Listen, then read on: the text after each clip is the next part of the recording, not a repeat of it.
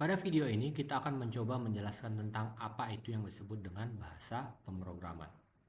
Bahasa pemrograman itu adalah alat komunikasi antara manusia dan komputer.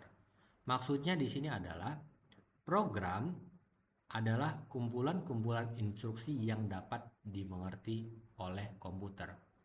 Komputer adalah sebuah alat elektronik dan alat elektronik hanya mengerti ya digital bahasa digital 0 dan 1. Ketika seorang programmer diminta untuk membuat sebuah program di dalam komputer, ketika hanya bermodalkan 0 dan 1 saja, tentunya itu menjadi tantangan yang sangat-sangat sulit sekali ya dalam pembuatan sebuah program. Ya, berapa lama waktu yang dibutuhkan hanya untuk membuat sebuah program yang sederhana kalau hanya bermodalkan 0 dan 1 saja. Nah, oleh karena itu makanya sekarang ya dari tahun ke tahun yaitu muncul banyak sekali jenis-jenis bahasa pemrograman. Fungsinya tadi adalah sebagai alat komunikasi, sebagai penjembatan antara si programmer dengan si komputer. Nanti kita akan coba bahas jenis-jenis bahasa pemrograman apa saja yang ada ya. Namun yang perlu diketahui di sini adalah setiap jenis bahasa pemrograman itu memiliki kumpulan keyword yang unik dan sintaks khusus untuk mengatur instruksi suatu program. Jadi nanti walaupun ada banyak sekali bahasa pemrograman, sintaksnya berbeda-beda, cara dia melakukan berbeda-beda, mau itu dari sisi paradigmanya, ya, dari cara dia menampilkan sesuatu, dari cara dia menerima input dari pengguna, ya, namun tetap inti dari bahasa pemrograman tadi adalah sebagai alat komunikasi ya untuk mengatur instruksi suatu program. Nah, untuk mengetahui jenis-jenis bahasa pemrograman kita bahas bisa langsung dari gambar yang ada di sini terkait dengan evolusi dari bahasa pemrograman.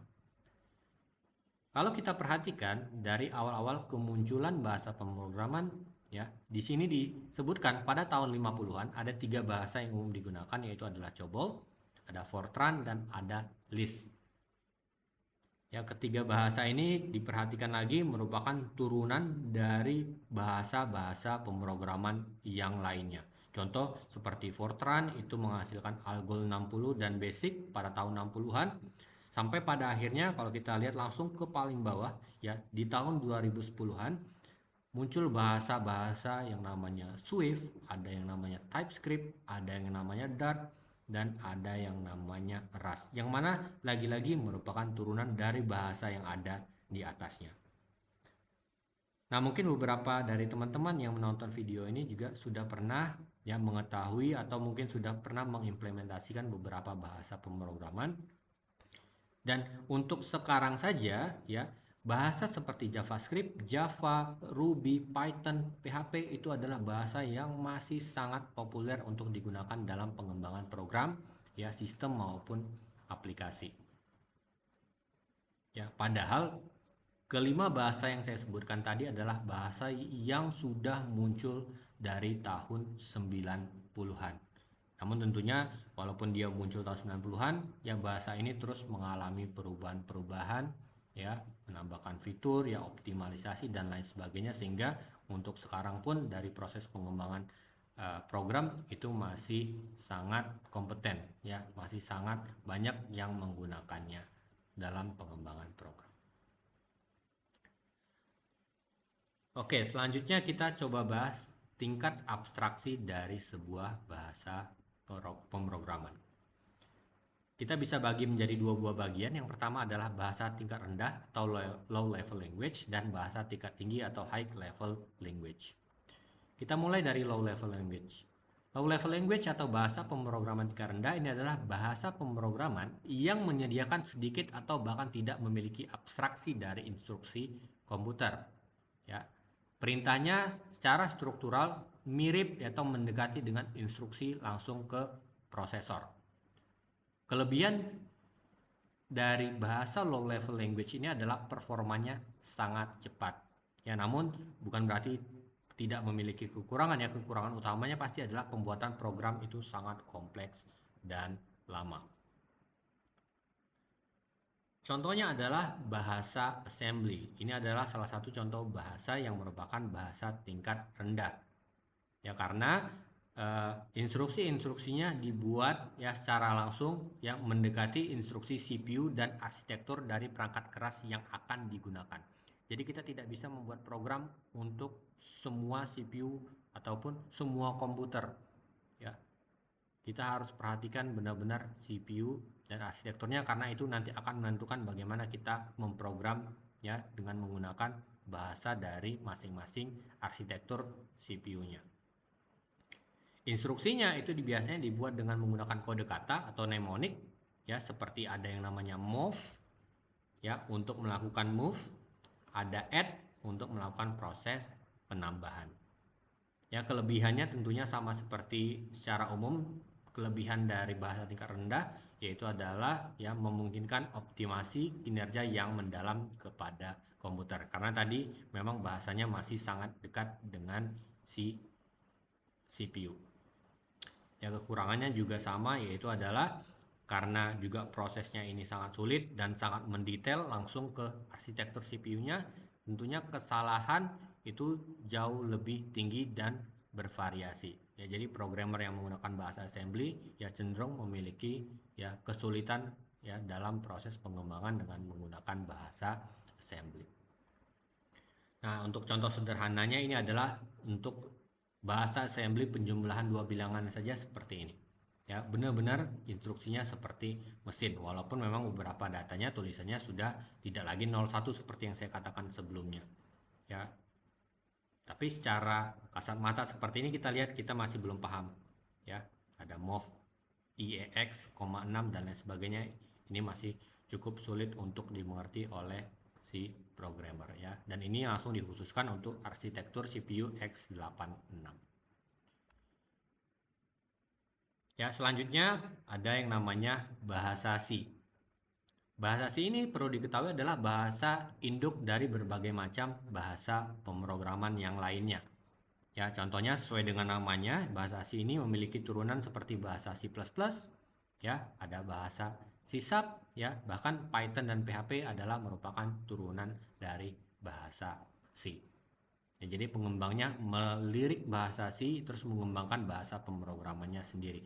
Sehingga ketika nanti teman-teman mencoba keempat ya salah satu dari keempat bahasa yang saya sebutkan di sini, tentunya ada beberapa kemiripan-kemiripan dari sisi sintaks yang digunakan oleh bahasa C.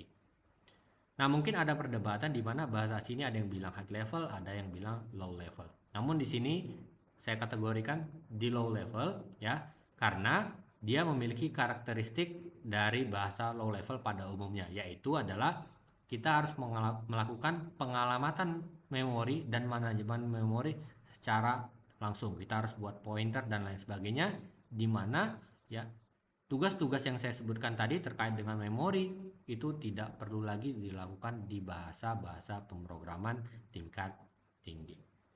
Ya, jadi itu adalah contohnya. Nah, untuk lebih jelasnya ini adalah contoh dari penjumlahan dua bilangan. Kalau tadi adalah dalam bentuk assembly, ini adalah dalam bentuk bahasa C. Dan kalau kita perhatikan di sini dari penulisannya, ini sudah cukup mudah dipahami karena saat kita membuat rumus fisika, kita membuat tulisan soal matematika gitu ya, ini adalah rumus-rumus yang biasanya kita tuliskan. Mungkin ada beberapa sintaks seperti tanda kurung kurawal yang ada di sini, ya, tanda titik koma seperti yang memang harus kita ikuti karena memang aturan dari bahasa pemrograman C-nya. Ya, untuk menjumlahkan saja sudah jelas, ada num 1 sama dengan 6. Ya, kita bisa asumsikan aja untuk sekarang ini adalah memberikan nilai 6 ke num 1. Ya, kalau saat belajar matematika ada seperti diketahui num 1 sama dengan 6, num 2 sama dengan 2. Ya, sum sama dengan jumlah num 1 ditambah num 2. Ya, printf jumlah dari si sumnya. Ya, printf ini sendiri kalau kita ingin artikan ke bahasa Indonesia kan artinya dicetak. Oh, artinya mungkin ditampilkan ke layar hasilnya. Hasilnya si sum, yaitu adalah penjumlahan num 1 dan num 2. Ya, jadinya jauh lebih mudah untuk kita baca sebagai seorang programmer, mungkin jauh lebih mudah juga untuk kita kembangkan ya. Kalau bisa tambah mungkin kita bisa ganti ini dengan kurang, kita ganti dengan kali, bisa kita ganti dengan bagi ya. untuk pembuatan program yang lainnya. Nah, itu adalah dua contoh dari bahasa pemrograman tingkat rendah. Sekarang kita lanjut ke bahasa pemrograman tingkat tinggi atau high level language. Bahasa ini adalah bahasa yang paling mendekati dengan bahasa manusia atau bahasa programmer. Tentunya kelebihan dan kekurangannya adalah kebalikan dari bahasa tingkat rendah. Kelebihannya adalah membuat pemrograman lebih mudah, cepat, dan nyaman dari sisi programmernya.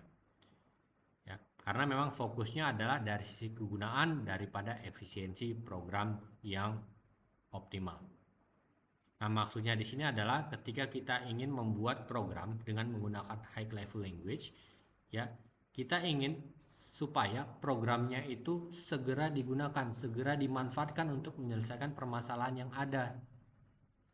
Ya, percuma kalau misalkan kita pengen buat sebuah program yang kinerja CPU-nya sangat-sangat baik, namun tidak diterapkan langsung, ya, di kehidupan sehari-hari gitu. Di kehidupan sehari-hari kita masih menggunakan cara manual misalkan, padahal sesegera mungkin kita bisa terapkan dengan menggunakan program yang mungkin kita bisa buat dengan jauh lebih cepat dengan menggunakan yang namanya high level language.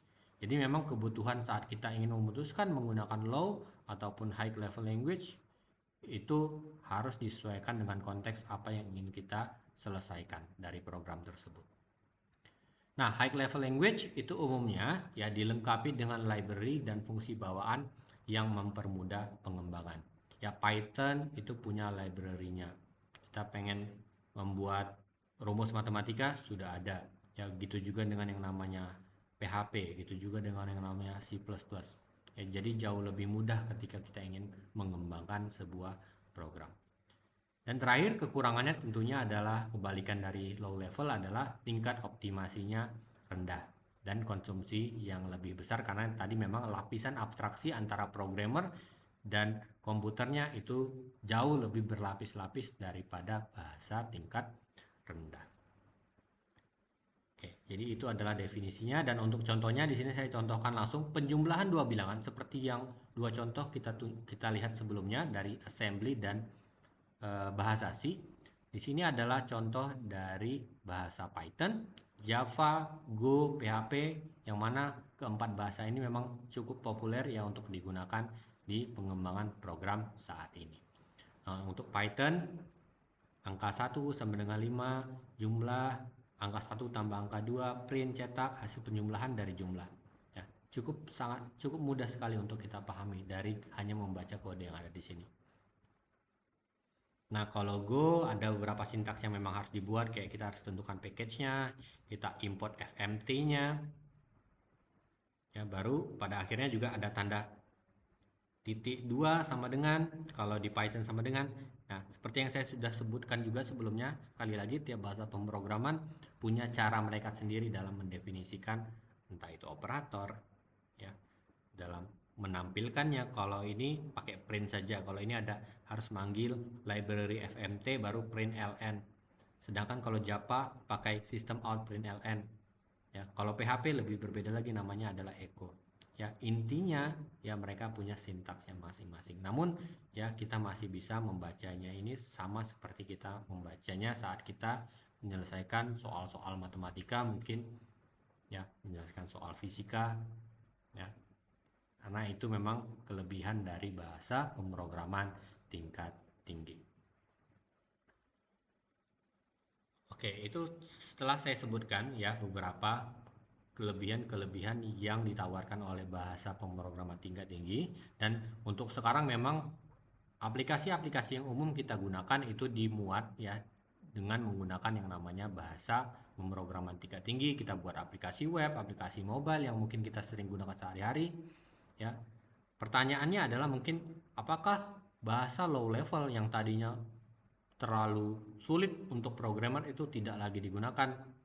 Ya, jawabannya belum tentu. Ya, sekali lagi kita harus melihat konteks dari apa yang ingin kita buat ya dari program tersebut. Nah, untuk microcontroller sendiri dan sistem operasi itu masih dibangun dengan menggunakan low level language. Nah, untuk contoh nyatanya adalah mungkin teman-teman di sini ada yang pernah mencoba sistem operasi Linux. ya, karena sistem operasi Linux itu sifatnya adalah open source, ya kalian bisa lihat langsung di GitHub, ya di link yang saya berikan sini. Dan karena di GitHub sudah bisa mendeterminasikan bahasa pemrograman apa saja yang digunakan, ya di program yang kita upload, ya di GitHub, ya di sini kelihatan bahwa dia masih menggunakan bahasa C, ya, dan dia ada yang namanya assembly juga, jadi murni, bukan berarti langsung dihilangkan, ya, dan dia juga ada Python namun hanya 0,2%. Jadi untuk Linux sendiri itu masih gabungan dari berbagai macam bahasa pemrograman. Dan kalau kita kategorikan tadi C, ya, dia itu masih diterapkan sebagai kernel utama Linux, ya, dan itu dibangun dengan bahasa C. Jadi kurang lebih seperti itu. Untuk video ini mungkin kita bisa selesaikan di penjelasan tentang bahasa pemrograman, ya. Di video selanjutnya kita akan mencoba membahas tentang apa itu language processors. Oke, terima kasih.